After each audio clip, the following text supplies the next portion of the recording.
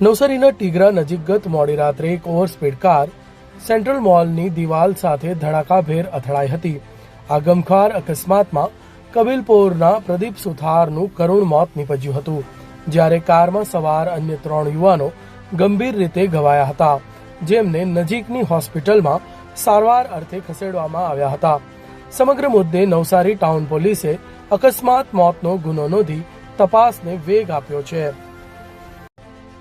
નવસારીના ટીગરા નજીક ગત મોડી રાત્રે એક ઓવરસ્પીડ કાર સેન્ટ્રલ મોલની દિવાલ સાથે ધડાકાભેર અથડાઈ હતી।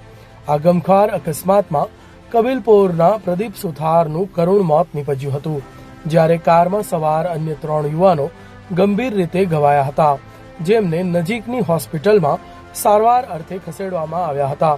સમગ્ર મુદ્દે નવસારી ટાઉન પોલીસે અકસ્માત મોતનો ગુનો નોંધી તપાસને વેગ આપ્યો છે।